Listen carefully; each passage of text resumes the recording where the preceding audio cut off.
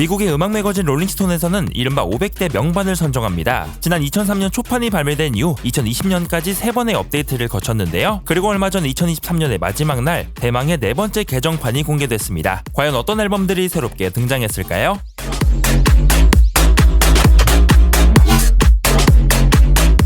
2020년대 음반들이 대거 진입에 성공했습니다. 해리 스타일스의 3집 해리 사우스가 491위에 새롭게 등장했는데요. 빌보드 15주 1위를 기록한 As It Was를 포함해 레인 나이트 토킹과 데일라이트 등 여러 히트곡이 포함된 앨범. 롤링스톤은 해리가 상상력이 풍부한 음악적 정신을 드러내고 있다며 선정 이유를 밝혔습니다.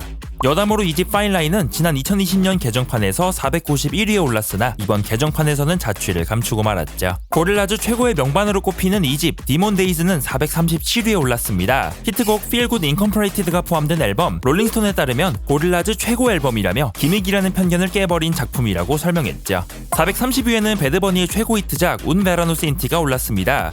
300만 장 이상의 세일즈 등 상업적인 대히트를 거두며 본격적인 배드버니 전성시대를 열어준 작품인데요. 롤링스톤은 배드버니가 반짝이는 인디 바다에 뛰어들어 표면 위로 화려하게 떠오르는 순간이었다며 극찬을 아끼지 않았습니다. 올리비아 로드리고의 데뷔 앨범 사워는 358위에 등극했습니다. 초대형 팝스타의 등장을 알렸던 앨범 사워, 드라이버스 라이센스와 굿 포 유, 데자뷰와 트레이터 등 수많은 히트곡이 가득한 앨범인데요.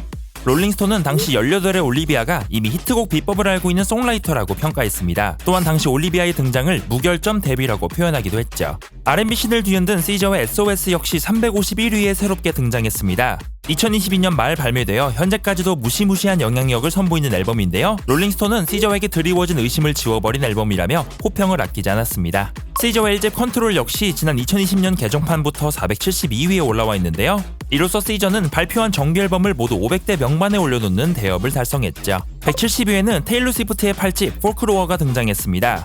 당시 깜짝 발매된 앨범이었지만 폭발적인 반응을 일으키며 상업과 비평 2마리 토끼를 모두 잡은 앨범인데요. 최소화된 사운드에 풍부한 멜로디와 가사를 입혔고 팬데믹이 한창이던 시기 무감각한 세상에 가장 필요했던 앨범이라고 평했습니다. 한편 4집 레드는 지난 2020년 개정판부터 99위에 랭크돼 있죠.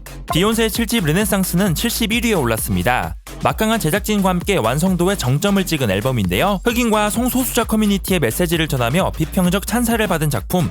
롤링스톤은 비욘세가 언제나 그랬듯 수많은 견해와 사상들을 넘쳐나는 상징들로 쌓아올렸다고 평했습니다. 반면에 가볍게 춤을 추고 음악을 즐기는 것조차 가능한 앨범이라고 설명했죠. 이번 개정판은 지난 2020년 개정판과 별반 다르지 않았습니다. 등락을 겪은 앨범은 반말리와 더 웨일러즈의 레게 앨범 엑소더스 뿐이었는데요. 지난 2020년 70위에서 23계단 상승한 48위를 차지했습니다.